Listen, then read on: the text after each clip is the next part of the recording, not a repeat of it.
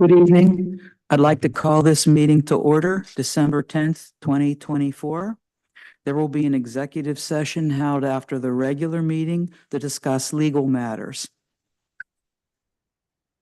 This is the public comment period. At this time, residents and taxpayers of the Borough of Forest Hills will be permitted to address council on any issue. You may speak for a maximum of 5 minutes. Groups of people will be required to designate a spokesperson to represent them before council, who may speak for a maximum of 10 minutes. Citizens must use the microphone at the speaker stand, clearly state name and address for the record, and keep comments brief and to the point. Please spell the name for the record. Note that we do not take minutes for committee meetings. At this time, we don't address the issues, but they will be referred to the appropriate committee.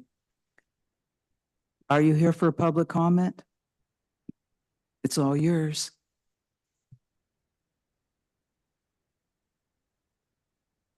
Bill Tomasic, 140 Tanglewood Drive, TOMSIC.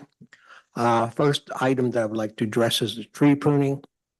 So I had two interactions with the representative from that company that's doing the work. The first time she came to my house, excuse me, and asked me, well, you and your neighbor's trees are on the list. What would you like to have done?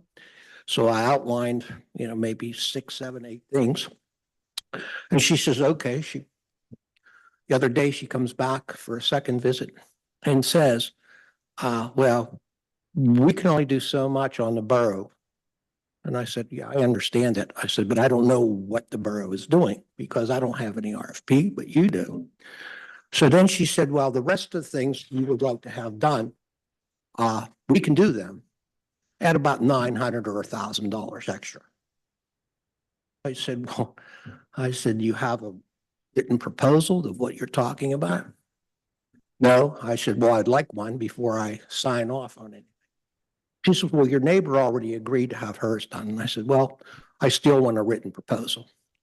So there's two things I'd like to have. Number one, what does the RFP require the company to do to the tree, which is a borough tree? And number two, that she forward me the proposal that's in depth in terms of what she's going to add if I decide to accept. I'm not happy with how that whole thing went down, especially with my neighbor, but that's my problem. Second item I'd like to address is I know we're on the cusp of a tax increase. And looking at what has transpired over the last several years, we've had an increase in police. We've had officers being given higher positions.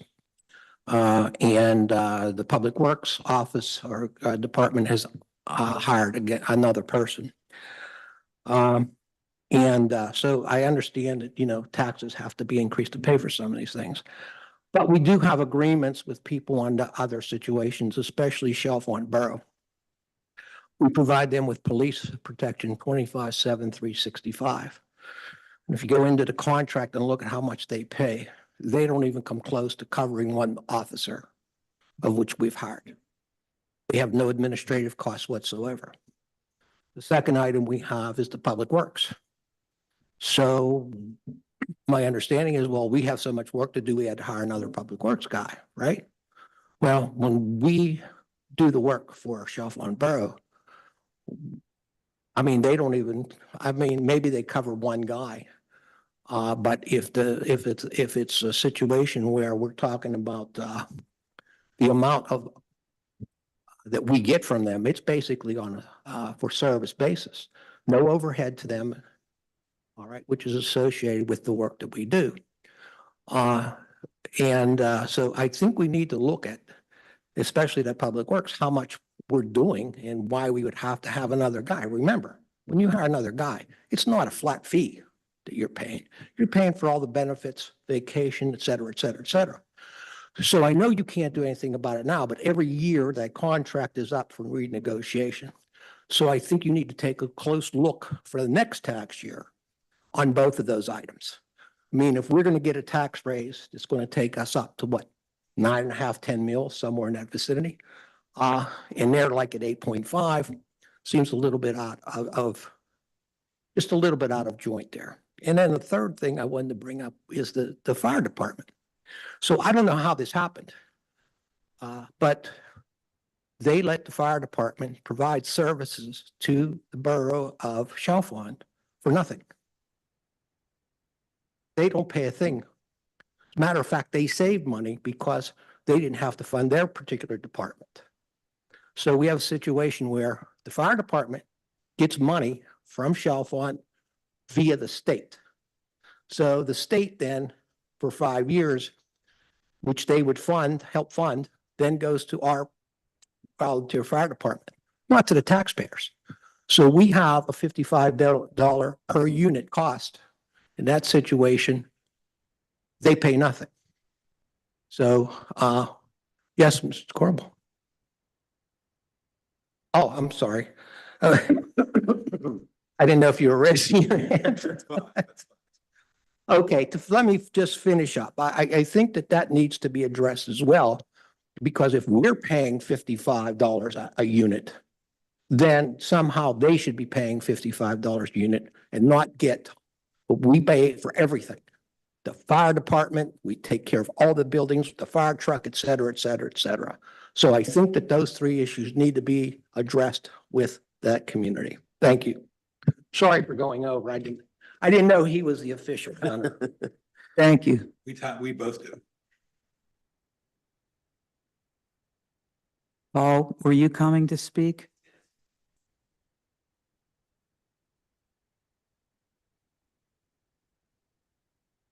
Just real quick, Before you start, you weren't here when we had to read you have to say your name, spell it, and the address, please. If you could do that, thank Sure. you. Paul Kimakata, 140 PAULKIMICATA, 145 Cherry Valley Road, Pittsburgh, PA 15221. This is regards to the planning commission. We met the other day and we're going to act on the specific requests that the Forest Hills Borough Council submitted to the Forest Hills Planning Commission. And we wanted to approve the formation of a community action group, CAG. The purpose of the CAG will be to determine the initiatives and actions that must be deployed and accomplished. The goals put forth in the comprehensive transportation study and the Forest Hills Forward Vision Plan. The primary goal of the CAG will be in fostering a thriving business district and increased transportation options. We need professionals with specific skills to move from discussions and planning to actions that Borough Council, the Planning Commission, the FHCA, and the community want to happen.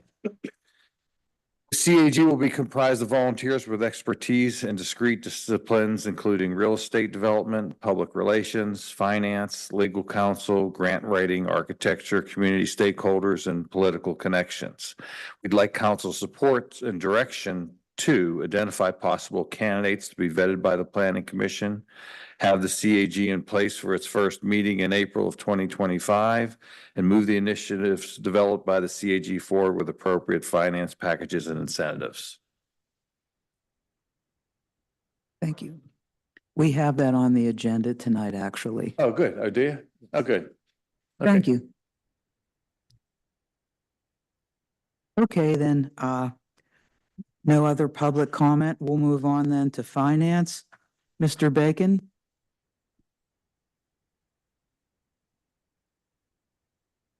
Great, thank you. First item on the agenda, we have the manager's update. Thank you, Mr. Bacon. Council should have received via email the 2025 budget with the options that were discussed as of the last meeting. They're also in your packet. They include what the revenues and most specifically what the transfers out from reserves would look like under a 0.75 millage increase, a 1.2 millage increase, and a 1.5 millage increase, which were the three options presented.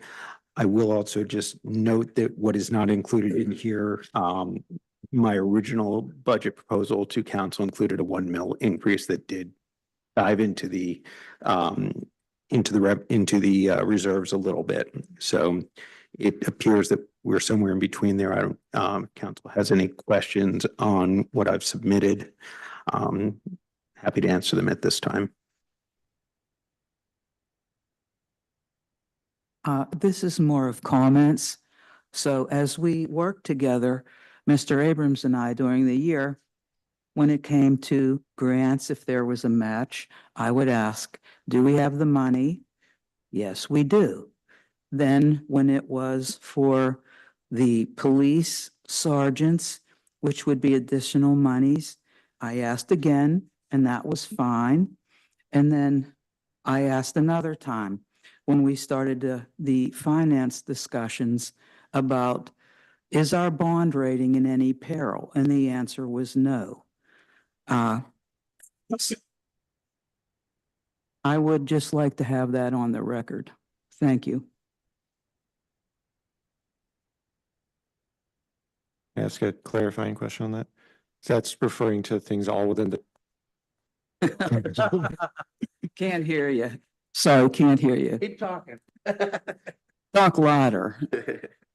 So that's referring to 2024 though, at the time, like within the 2024 budget, is that Yes, my understanding? Okay, yeah. thank you.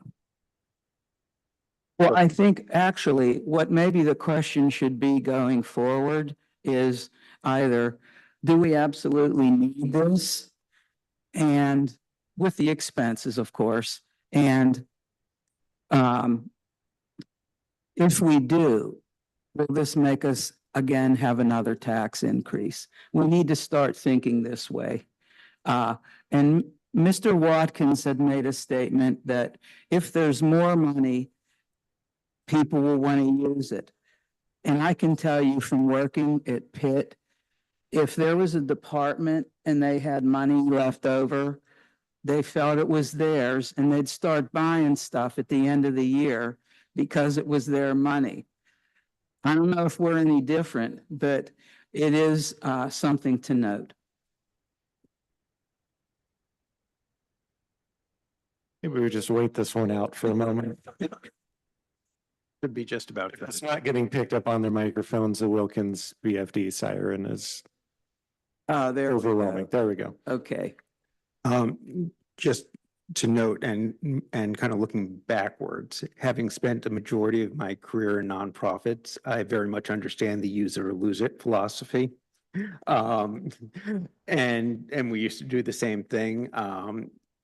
Having been doing this for over 5 years, we are obviously in a different situation because these are our own funds.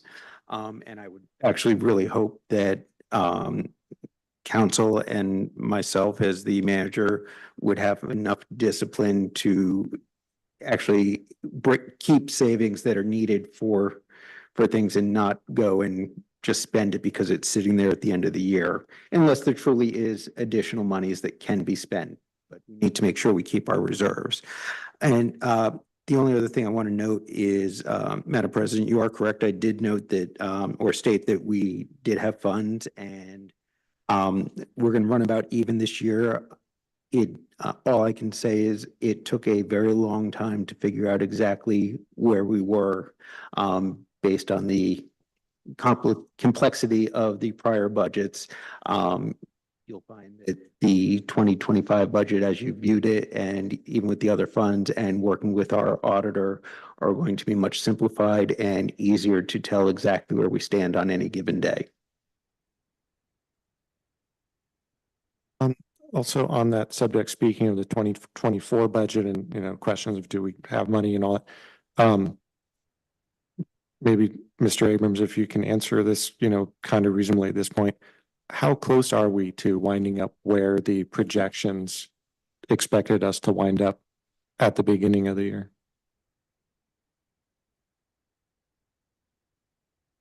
20 seconds, I can tell you because I've actually been working on that and getting as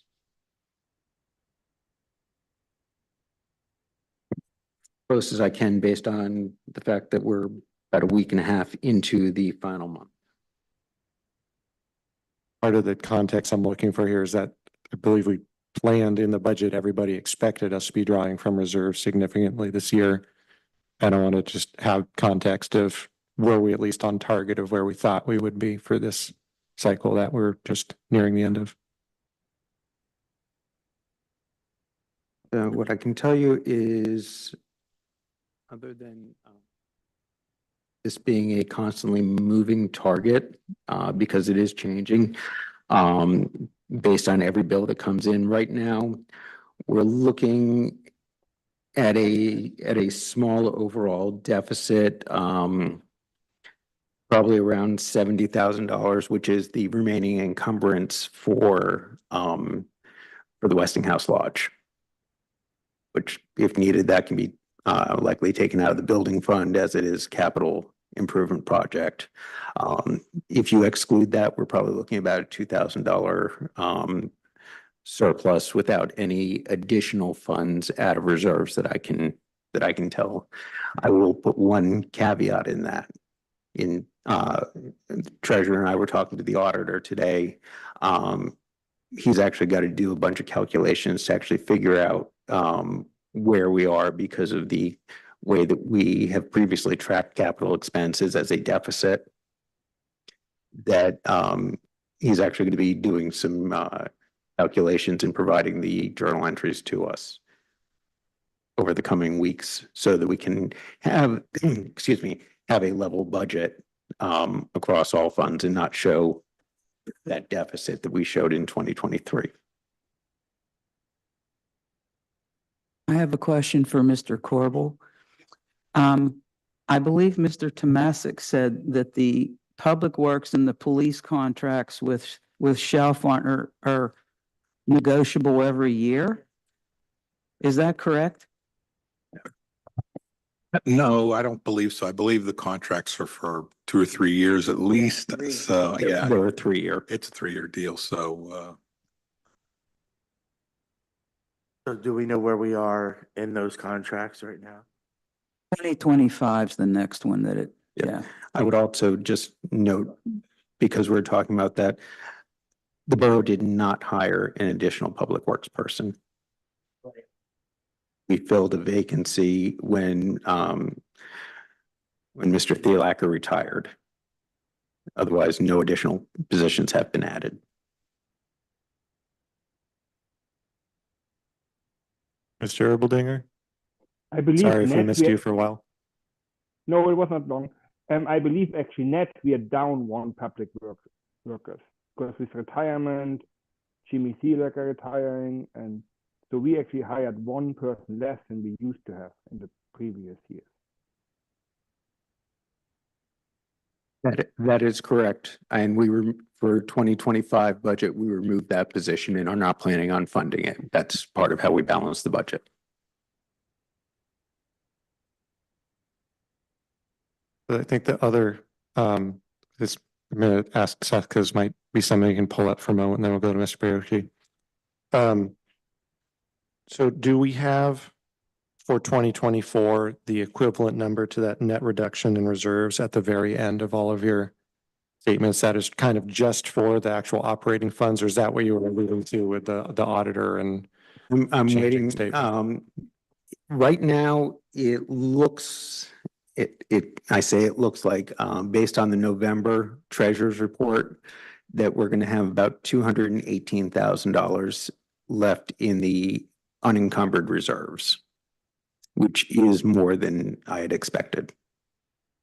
But no idea what we reduced that from during the year if we were to like not count the Westinghouse Lodge sort of capital overruns and stuff. It included that in my last memo to council with the options, and I did not print it out as part of this, though, as far as the rundown over the past 2 to 3 years that we have gone through. Some of that was we were required to spend as it was COVID money, which I believe was just over we would end up being close to $6 million. Sorry, $600,000. With $6 million extra to spend, we'd be in good shape. No, it was just over $600,000. That was required to be spent, or at least encumbered by the end of this year, and we did accomplish that. Okay, thank you. Mr. Booth? Yeah, so in looking at these three scenarios, looking at the transfer to the building fund for at the 8.75 versus the 9.2 or the 9.5, the difference there is only $12,000 difference there. So they're still doing the transfers. Then if I look at the bottom line there, where you're showing net reserve or the net reduction in the reserves at 531,000. Unless I'm missing something here, my calculation on the shortfall with the 8.75 would be about 238,625.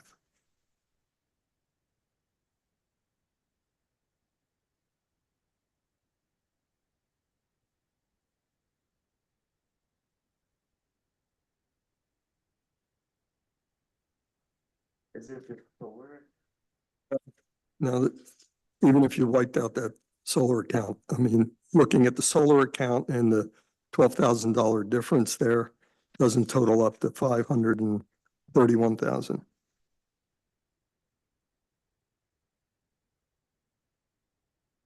All right, it's the sum of those two accounts, not the difference. Yeah.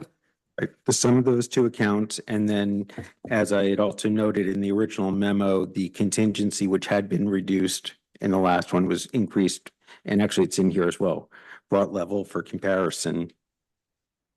Because if, as you appropriately noted, Mr. Bayoku, last one to help things balance, I reduced the contingency to 69,000 from 75, so that went back up. 69, where? That was on the last page of that Department 495 contingency. The last meeting, the 8.75 proposal, when there was no 1.2 proposal, had been reduced. The contingency had been reduced.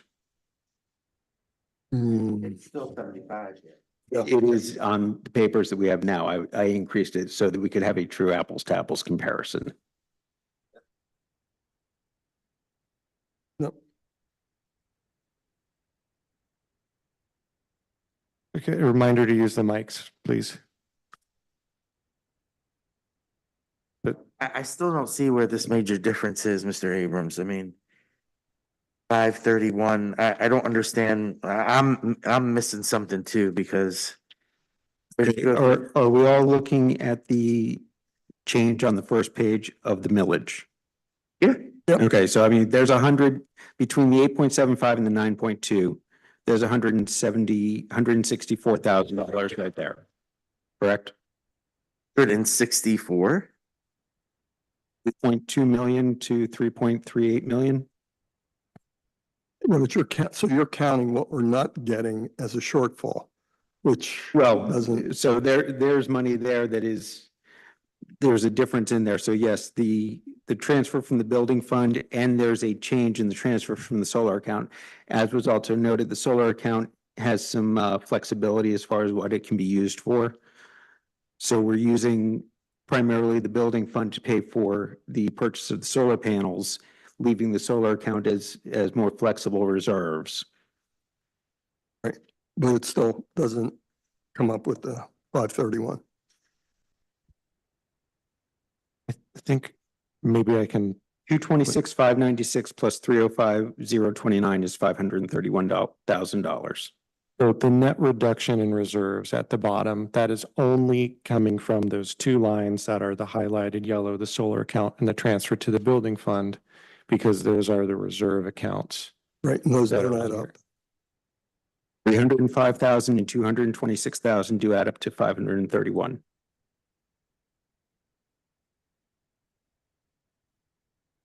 Mr. But Crafton? given what you just told us, we can look at it a couple of different ways with the solar account being more flexible, correct? Well, the solar reserve fund is just a matter of which of those two accounts is being pulled from.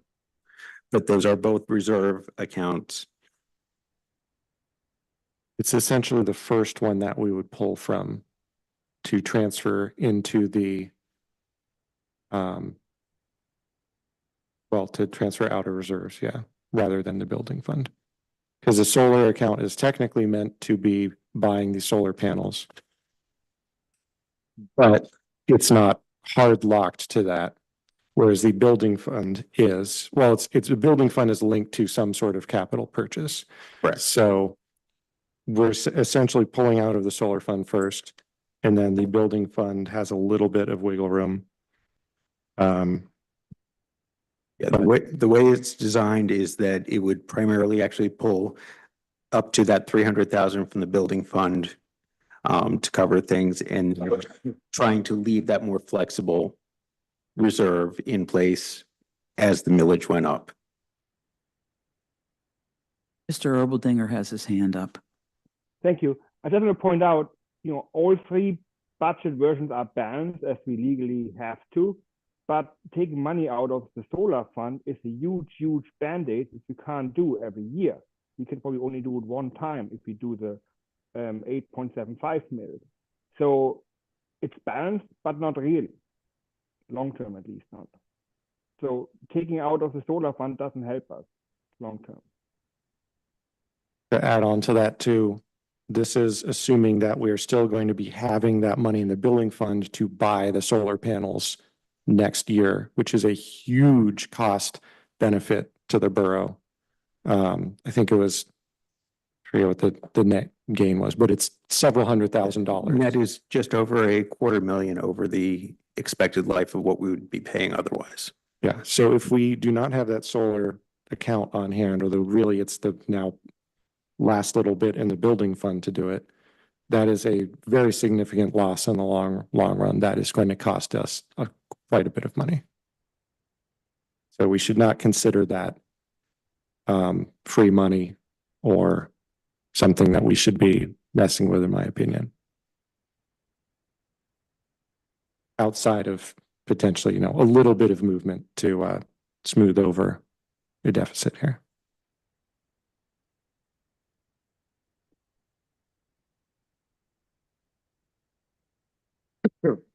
So, Mr. Abrams, given, just going with this net reduction of the 531, what does that leave in our reserves? I can't hear you. He was asking if we reduce the reserves by 531,000, what would that leave?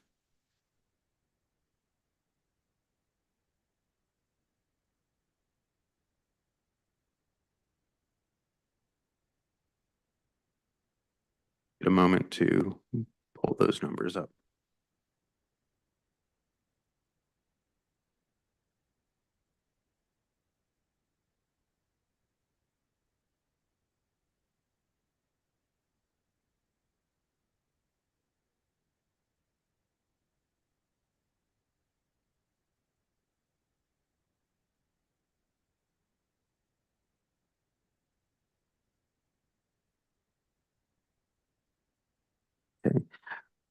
We would be looking again at taking the building reserve fund, which is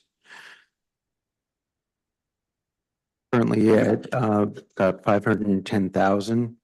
So that would take that down to about 200. The lowest that I felt comfortable in our initial discussions was 150 maximum, or as the absolute bottom. It would deplete our unrestricted reserves in their totality. As of the end of October, I do not have the November report yet, was at 98,000. It would also pretty much it would drain any remaining flexible funds except for the 500,000 that's in the rainy day fund that we keep as part of the GFOA recommendation that we're trying to reach 15%. Council had at this point agreed on 7%. So if I'm hearing you correctly, that leaves about 700 and some thousand left in reserves. Yes. And our goal is to get that, as you just said, to 15% of our budget. I have a comment here. I don't believe in the history of the borough councils that it was ever 15%. Uh-huh. I think the highest was maybe 7. 5's been the norm for a while. But so having 700 and change left and our reserves puts us at what percentage of our budget then? About 10?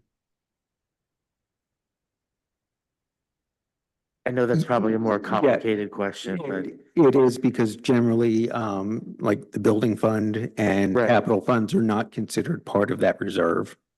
Because okay. they're, So the 500,000 would be what we're looking at, correct. about 8%. I'd like to, It's actually down to about, 6.5%. 6.5, okay. and I just want to point out, we're saying reserves a lot here, but the building fund is drawn from the bond issued for the building, correct? In 2016, 2015. A bond that is being repaid through 2034. And that money is meant to finish out this building and that vision, which I think we're all on board with. And it's also meant to provide for maintenance during that time of a sort of capital replacement sort of thing. We've had our scare this year with the geothermal system. We've got 10 years to go, 9 years to go, where hopefully that money would cover during the bond repayment period. But that's a while, and there are a lot of things that could happen in that time to the, I believe, what is it, $6 million asset that we're all sitting in right here? The kind of, central jewel of our borough and current governmental process and achievements. So I would just like everyone to consider that, please, when we're talking about reserves. It's a risky thing to look at, and probably not something that the folks originally working to pass that would like to see us treat that way. I have one other comment that I think might help us have a little bit more clarity on everybody's interpretation of this, which is, okay, for the net reduction in reserves, we're also including the purchase of these solar panels in that, correct? That is correct. So I think maybe we should all just pencil in on a line below that, the sort of net reduction in reserves from just regular operations. Because separating out that capital investment and the like ongoing expenses is definitely, to me, from a like financial, commercial accounting side of things, like just wild stuff. Like this is not, I can't believe I actually just said wild stuff about accounting, but it's really hard to get a proper grasp on the like ongoing expenses and everything. So maybe if somebody, the calculator or Mr. Abrams should just guide us through each of those columns without the if we just exclude the solar purchase from that conversation. Okay, so actually, solar panel purchase is, between 300 and 324,000 off the top of my head. So if you exclude that, well, if you exclude that from the revenue, you also exclude that from the expense side. So it's still, what it does is it changes the net reduction reserves is all it really does. And we end up spending about 231,000 out of our flexible or otherwise reserves under the 8.75 scenario. We end up spending essentially zero in reserves out of the 9.2 scenario, and we end up with a surplus under the 9.5 millage scenario. Any rough idea of what that surplus would be to jot down? It's already calculated at 33,000. So if you pulled that whole thing out, you're essentially, well, it essentially ends up still being, at that point, it was zero because you take out the reserves, stay where they are. Mr. Erbaldinger? Just to point out, can you correct me if I'm wrong? I believe all three versions still stop buying another police car for 25. So basically, it's another band-aid we're doing for those three budgets. because obviously we can afford to not buy another police car for 1 year, but not for next 6 years. Is it correct? That is correct. So essentially, we have another $80,000 Band-Aid, at least $90,000 Band-Aid in those budgets, which we are short next year in 26.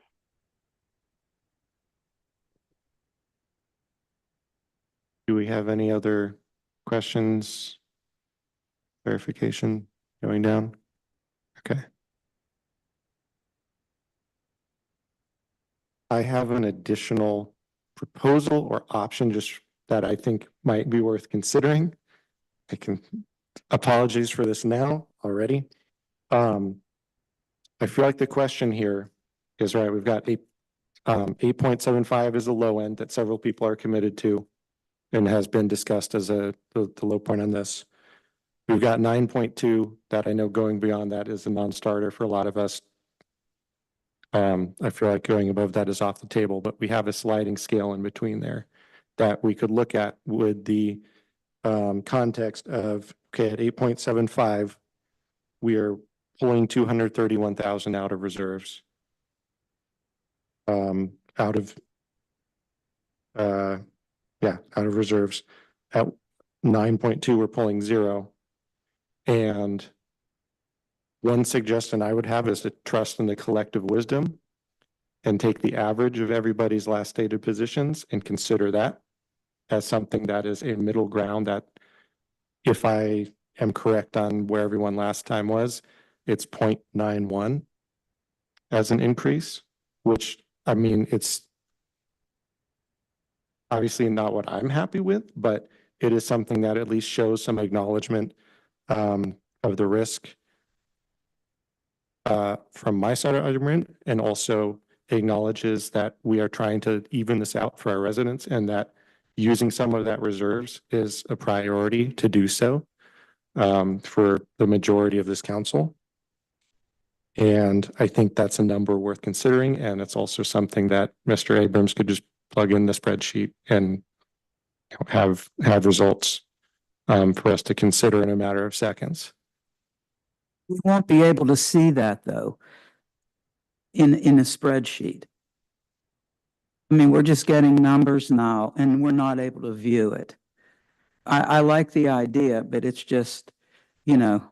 We don't have to have this voted. It's not going to get voted on tonight. We do still have another week to have the full process until we approve it.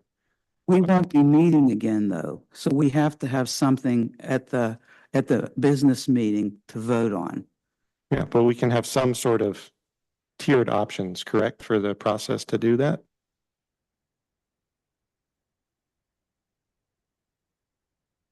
Advertised the ordinance without a millage rate, so yeah, arguably, yes, you can.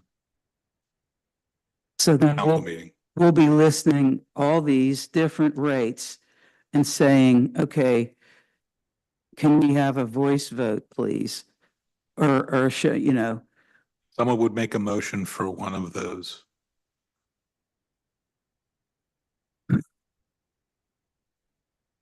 My hope is also that we could independently figure out what everybody is comfortable with and have a 7-7 sort of vote where everybody is appropriately weighted into a final number.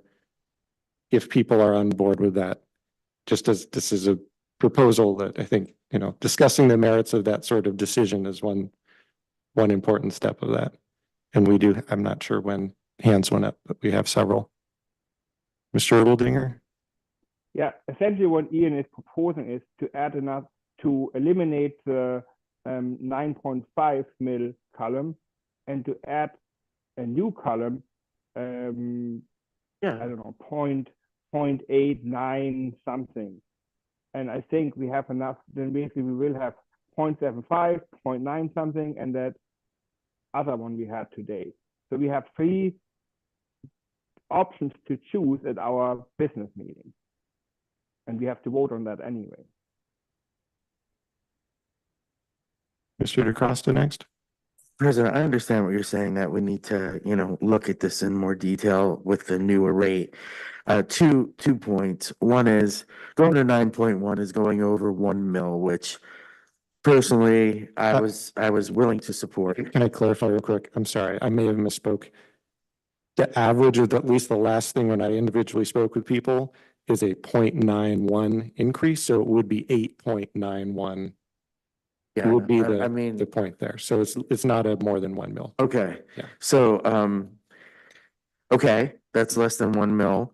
It seems like sort of an uneven, well, whatever, we could go up to 1 mil, let's say.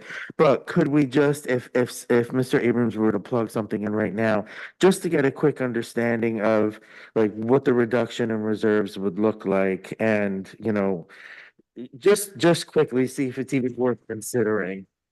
Then we can go from there. Go ahead. Oh, You had your hand up first, Mr. Beater. Okay, yeah, I'll just make it easy for everybody else. I'm not moving from 8.75, just so you know. My comment is we're talking about now 8.91. I mean, we're looking at such a small difference. I mean, is it really going to help at this point? I'm going to state I'm at the 0.75 still. I think we can do this. There's a lot of variables with this. And I also believe that we could do raises incrementally once we see how it is when you're working on a contingency plan.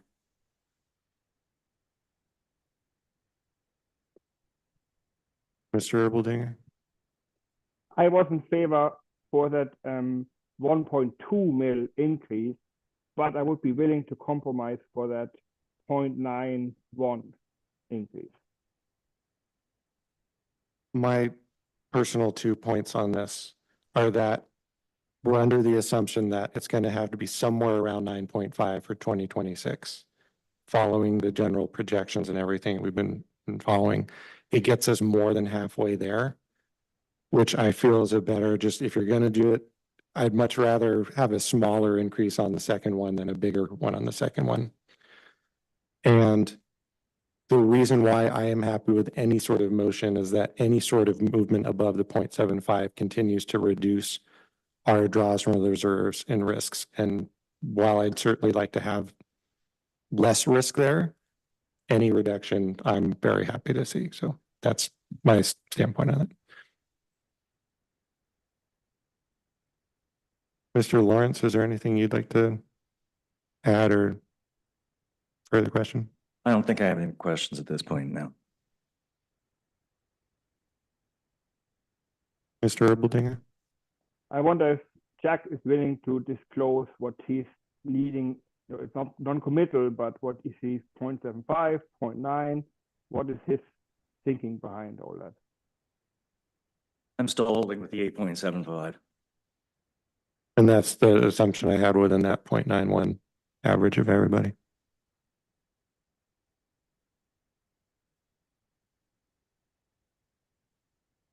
I have one final beating of my drum, and that is not actually for a millage increase, but as a reminder, as I have suggested and Mr. Morris before me, that best practice is the 15%. If you look through what we're going to have in our rainy day fund, that does provide just about 1 month of reserves should anything catastrophic happen, which is why the is 15% or about 2 months worth. So we're right at about half of where we should be if you're looking at the monthly basis. So I would like to see that increase over time. Peter Costa's next. isn't this a rainy day? I mean, this is what we need it for. And it's gonna take us a while to build up the 15% regardless. So, yeah, I think it makes us all nervous to dip into the reserves this much, but I feel like it's a rainy day. President Martin? Okay, 7 to 15 is suggested. It's not required. Given all of the expenses we have, unless we can start really getting some more income in. I don't see us ever getting to 15. And I don't think that the residents should have to be paying for that. We need to start looking at different contracts and things. I would state that I agree. I don't see us getting to 15 at any reasonable time frame with our current sort of general setup, but also coming from any sort of solvent business, the idea of only having a month in the bank is terrifying. And I would also argue that if this is a rainy day, it has been raining for the last 3 years. And it's, you know, it's again worth, I think it is admirable that we are trying to solve this in the way that is less impactful on our residents, but it cannot be appropriately considered a true emergency that the rainy day funds would be for. Mr. Erbaldinger? I have a question for Mr. Corbel. Procedurally, how we would do that at the business meeting. Obviously, we don't have to print out an entire budget for the business meeting. Is it correct that council member can just make a motion, that someone makes a motion for 0.75 increase, we're voting on it, then someone will make a motion for 0.92 increase or whatever it is, and we vote on it. Is it correct? There's nothing we need to do in actually before the business meeting. So whichever motion is made first would be voted upon, and if it fails, then we could open the floor for a second motion at a different rate. But if the first motion passes, then we all go home. I don't envision it as sort of how we vote for president of council, where we allow any name to be entered and then the vote isn't yes or no. It's you usually vote by last name and someone has to get 4. I don't see that it going that way. That's not how we usually handle, motions for ordinances or other items. So I just think, to the extent that you all can have a consensus where you think there's enough votes to carry the day, then that's the motion that should be made and anybody can say what they want to say, but it would make it a lot easier, I think, for Mr. Abrams, for me, and for everyone else if we just did it one time, if we're able to figure that out between now and then.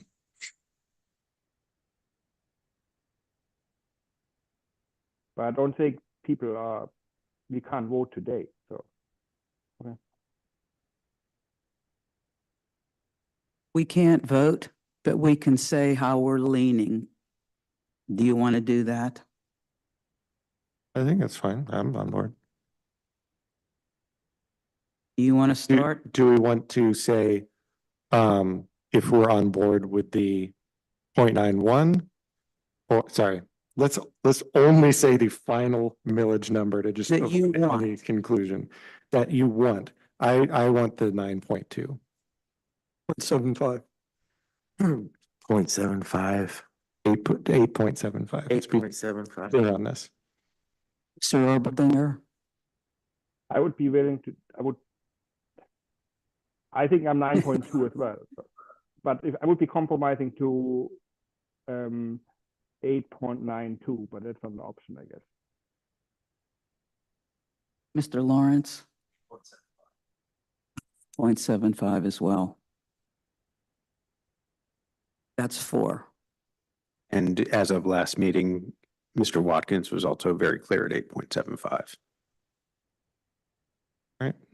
I think we're putting it on as 8.75 then, and I just hope that we don't have any situations that makes that something we regret.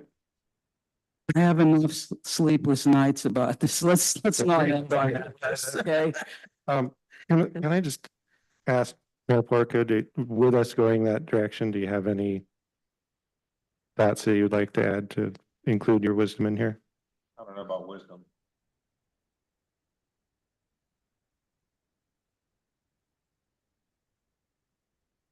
I can't hear you, Frank. Not in favor of an increase. 9.2. costs have gone significantly up. I can't hear you. Everybody well. understands this. Can you use Ian's mic? I think it's. All right, can Thank you hear me now? Sorry. Yeah. All right, no problem. So I'm not in favor of an 8.75 millage rate. I think that, you know, I understand that nobody wants to raise taxes. I was very much in that line of thinking. However, a couple of things that we need to think through. One is we had a significant amount of ARPA money kind of propping us up during COVID, which helped us make our budgets for several years. Now that money's going away, but our costs have still gone up. And everybody knows that, right? Cost of fuel, cost of labor, cost of running the, you know, just our operations on a day-to-day basis. Every other community is facing the same challenges. Every other community is also increasing taxes. Now, to follow suit just because they are raising taxes, that's not the reason why. But I do believe that we have a responsibility to our community to also maintain a certain amount of reserves in the event of an issue. I can tell you about 10 years ago, we had a flood happen here in the community. And had we not had our reserves, we would have been in a significant financial burden because neither FEMA nor FEMA came through for us. We ended up having to bear all the additional costs associated with cleanup, associated with rental of dumpsters so that residents could like throw out all their damaged stuff, etc. That all came out of our pocket. And we had to dip into those reserves to do it. Emergencies do happen. We have an obligation to maintain those reserves. 8.75, you're basically just kicking the can down the road. You're going to deplete your reserves and you're looking at another incremental increase in 1 year anyway. That's a fairly certain thing that's going to happen. And I know there's disagreements on council with that. I think you're better served and our residents are better served with a 1.2 mil increase that I think that at least gets us in a strong financial position for at least the next 2 to 3 years. That's how I'm reading the budget, but that's just my opinion. I would like to point out that the ARPA funds weren't frittered away. We had voted to use some of those to renovate the Westinghouse Lodge, which it was in bad disrepair. The railings were not even safe for people anymore. And additionally, I believe we paid Alcosan a big payment that we owed them as well. I would like to point that out. Well, to be clear, I hope that wasn't, I didn't suggest that ARPA funds weren't misused. I'm just saying they're gone away. No, I understand, but we won't have these same, we're not doing a major renovation again. That's what I meant by Okay, it. that's- And that's that's where a lot of that was Yeah. used for. All I'm saying is that for a long time, right, we were reliant on, what a lot of us refer to internally as COVID money, right? But that's ARPA funding. That's helped us kind of sustain our budget for a few years. Again, I think anything less than a 1.2 mil increase, and ideally it should actually be a 1.5. And the thing is that if you walk our constituents through where that money is going, I don't believe that there would be a negative reaction because our community, for whatever it is, the one thing that we do well in this community is services. Police are there within 90 seconds when you need them. Our streets are down to black within 20 minutes of a snowfall. I don't think anybody could argue that we're a well-run community. We've always had strong financial standing. And we've been a service-rich community when it comes to our constituents. I really don't think that they would react negatively to it as long as you're walking them through it and explaining how and why the increase is happening. So. Brought up a couple points that I just want to bring up that have not been brought up so far this evening. Next year, we will have street sweeping service as a new addition. We will have maybe if it's delivered in time, a second leaf truck. We are spending, I believe it's roughly $750,000. We'll see how the bids come in on the steps renovations, and That's grant money, though. that is grant money. I've got a caveat to this. We also have a similar amount. I think it's also around $750,000 that we are spending on the pool locker renovations. That is also grant money.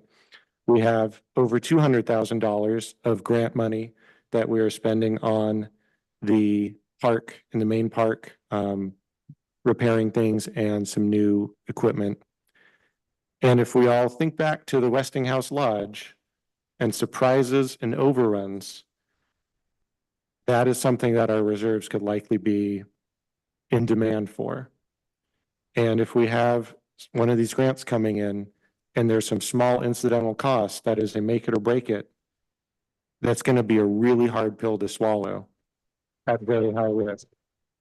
And I don't think we should discount that possibility and sacrifice the flexibility to expand on those massive grants if there's some significant additional value we can provide with a small additional investment.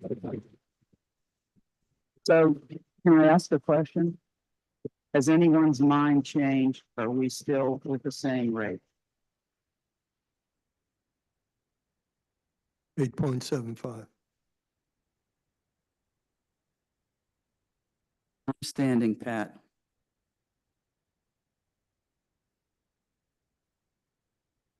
All right, There's I think four. that is very clear at this point. And again, I hope none of these contingencies come to pass. I don't think it's a laughing matter. I think it is very serious and a very high level of risk we are accepting. Mr. Erboldinger? Yep, I had my hand up, but no one saw it. It doesn't have to be natural disasters. We had a huge payment in our sewage pond because sometimes something happens underground, just it's old stuff. So maybe we have to pay a lot of more money into our sewer system. That can happen as well. So like it happened 2 years ago, wherever it was. So, I mean, it's not just huge emergencies you can see. It could be literally under the ground and no one can see. I'm not sure on the specifics too, but I'm pretty sure the increase that we all voted for in the sewage rate without too much debate or concern is very likely a greater increase for most residents over the year than this tax would be, than the higher millage rate would be. Mr. Costa? So then we'd be increasing two major costs for our residents. We already did the sewer. We did it, I That's think what I'm saying. unanimously. We'd be this doing year. two. Yeah. Plus, we have the county raising taxes as well. We have a huge senior citizen population here. Let's not forget that. And new residents who have bought houses at much higher rates in the last couple. That I would need to argue with because we have lost a significant number of property appeals with the current situation with the assessments, and our tax base is actually lower. Our tax revenues are lower because of it than they have been. No, but my point is that if we increase more than, if we go to 1.5, their tax rates are going to go up exponentially compared to, what they're paying now. Not if they've done their appeal, which many have. That's dropping their, when their assessed value drops, their tax drops with it. Of course, I understand that, but what I'm saying is if we increase the taxes more, they're going to be paying more based on the price that they were assessed at, and which is going to be higher than, 10 years ago. Do you understand what I'm saying? So if you bought a house at $300,000, these houses were not valued at that 10 years ago. So these young couples that are coming in buying new houses are paying a higher tax rate than people who have been here for 25 years. That's where you're incorrect, because with the CLR and the rates from the state and that's the issue with the fact that we haven't been assessed in over 10, 12 years, is that they would have to appeal, but if they go and appeal, the assessed value for that will drop down to a 2012 equivalent rate, and they may only be taxed at $150,000 for tax purposes. That's where we've lost the money. We had all these houses that sold for hundreds of thousands of dollars. They were originally taxed high. They appealed it, and their rates came down to the 2012 equivalent. President Martin? We could talk for 3 more hours. I don't think anybody's budging.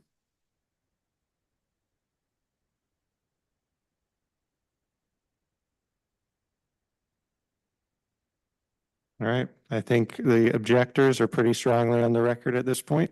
I think everyone is pretty strongly on the record about not changing their mind. If that's an unfair statement, I apologize, but I think it's pretty clear at this point. Sounds like we are set for a 8.75 millage rate in the 2025 budget. I can't confirm anything yet. We haven't voted on it yet.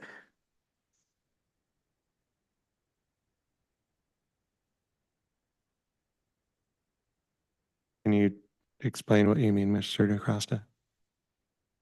We have not had an official vote yet. I appreciate not making public what the millage change is going to be. If we've just voiced our opinion, we have another week to make a decision. Do we consider having the 2 options on the? Well, my point is that I don't think it's a matter of procedure to say that we're locked into a rate when we haven't voted on it yet. Yeah, I'm just saying what we're putting on the business meeting in the ordinance.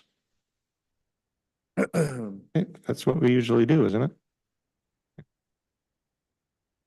I think it's just how it was worded.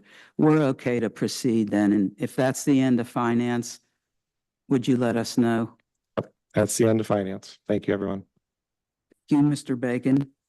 Let's move on to planning and zoning, please, Mr. DeCosta.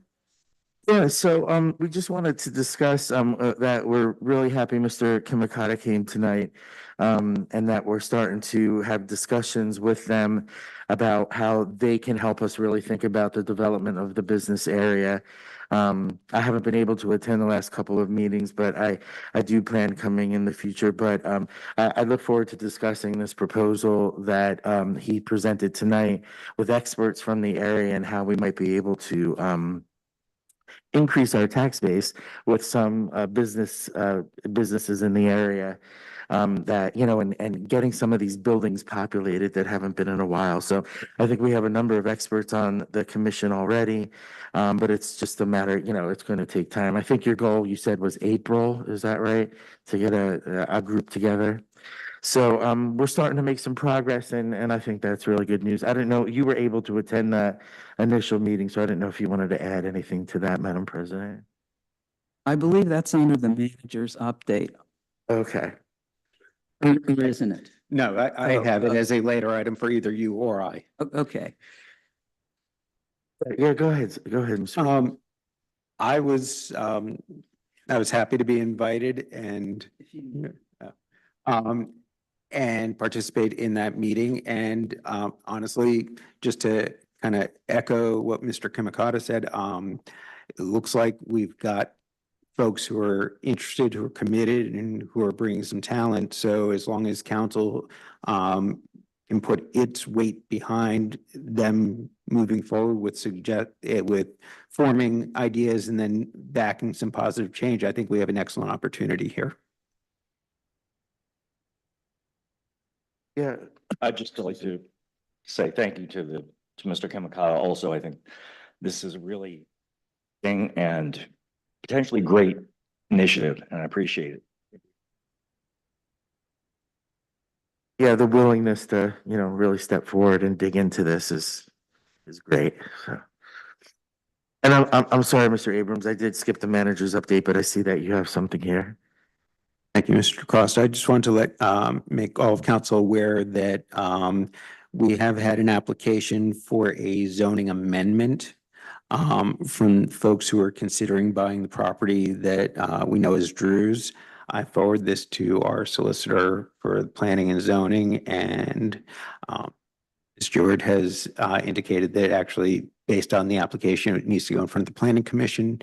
And if she hasn't already, she'll be in contact with Mr. Kimikata. we discuss what that is, or we're not able to yet?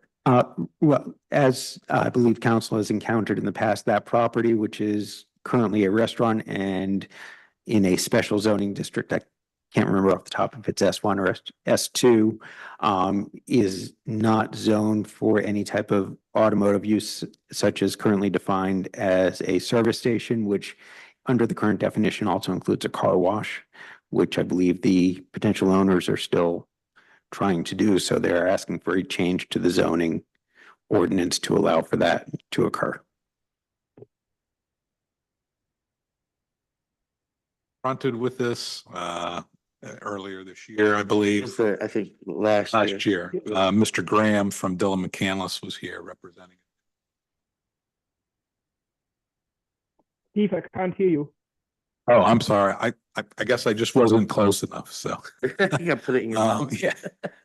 And so they're asking for one of two solutions. One, to rezone it as B1 from S2, which is what I believe Mr. Graham was seeking. And then the second, in the alternative, they are asking for an amendment to the text to split the definition of auto service station, I think is what it's saying. Yeah. And from to two categories. One would be auto service station major. That's more of a gas station, et cetera. And then auto service station minor, which is a car wash or like a oil change place, a tire place you can buy tires and put them on your car, that kind of thing. So process is, as Seth said, it'll go to planning. If they recommend adoption, then we'll have a public hearing. If they do not recommend adoption, we will only have a public hearing if a member of council requests one. And again, it is a request to amend the zoning ordinance. You guys have complete discretion there. It cannot be appealed. So it's really up to you how to proceed. Unless planning approves it, then we'll have a hearing. Otherwise, we'll only have a hearing if you want one. Can I make a comment or question? Oh, sorry, Marcus, go ahead. Council rejected it the last time soundly. I think it was a 7-0 vote. Are we not wasting everyone's time going through the entire process again? I know it's slightly different, but big picture, it's the same thing. It's different than the last time, and it's a different attorney and a different potential buyer, from what I understand, or a user of the property. So we would have to consider it again if the ordinance requirements are met, that we have to have a hearing. But it's easy to say no again. So, Mr. Corbo, is this approach a way to sort of get around how we vote for the next request? Is it kind of opening it up to different ways that we would need to consider it? Is that the point?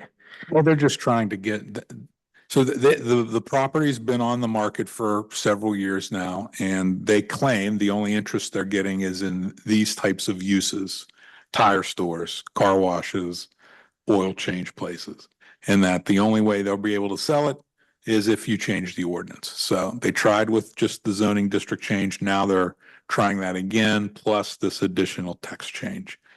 Again, different end user, I believe, and a different attorney this time around. To further ask for clarification of how this might go, so we can kind of do our homework.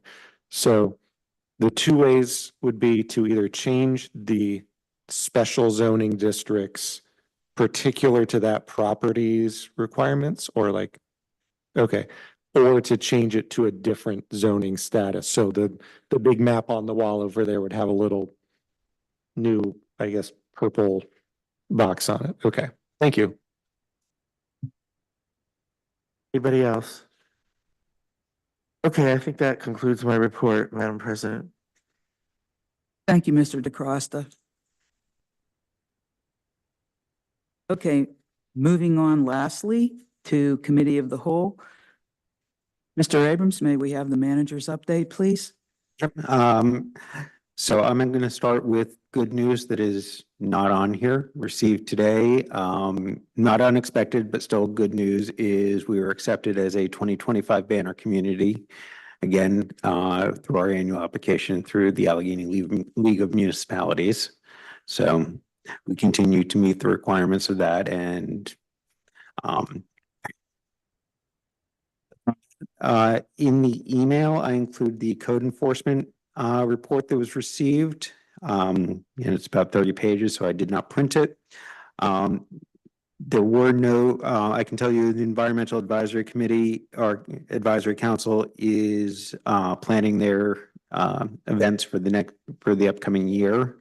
Mr. Smirker's been in touch with me just to look through and try and get things on the calendar. I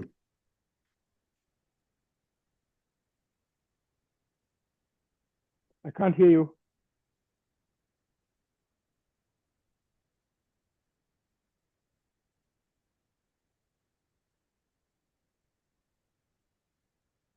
Part of that was that they had submitted a report that President Martin forwarded to me looking at various electric options for lawn equipment.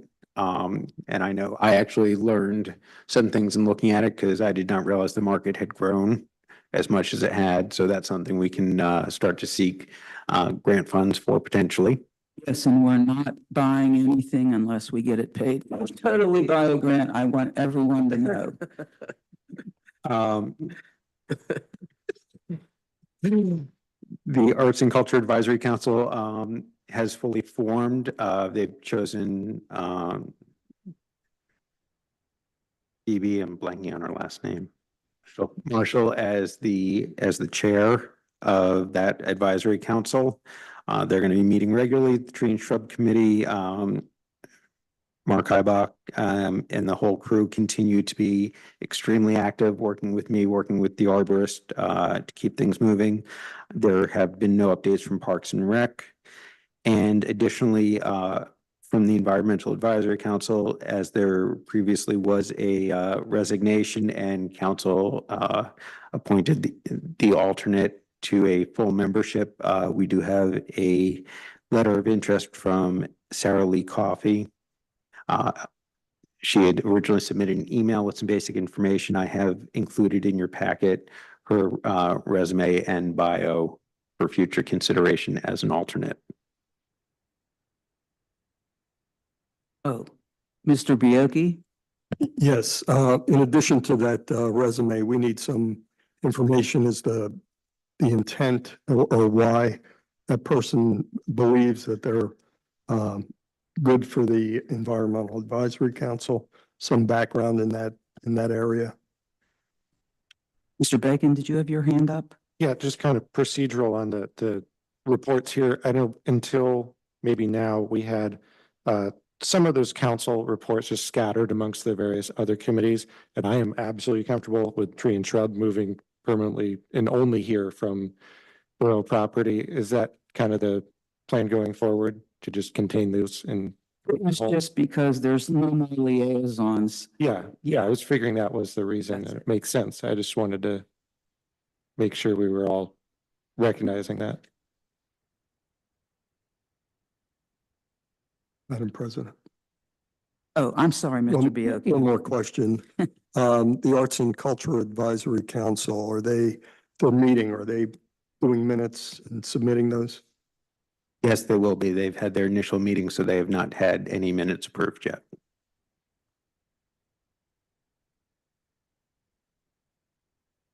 Concludes my report. Thank you. Mr. Corbel? I have no public report this evening. On the, Mr. Lawrence? yes, thank you. On the resume we have for the EAC, yeah, I'd like to second in the future, particularly where we have a resume where there's no apparent connection, their qualifications and them. And I would like a statement about why they think they're qualified, what do they bring to this? Particularly, I think, on something like the EAC or the Tree and Shrub Committee, where you really do need a level of expertise. And I'd like to see. Mr. Abrams, will you contact Ms. Coffey? Absolutely. I will get further information. I will state from my end, having be new at this, her initial email had described her interest and she also did cite, and I did check and forget to note, Mr. Smirker and Ms. Harris as references for the committee, and that was, I neglected to cite that to council. Okay, thank you then. The next time we'll have that information. Anybody else? Okay, then, Mr. Corbel, do you have anything for the solicitor's report? Not in the public session. That looks like that's it. Is there anything else before I close the meeting?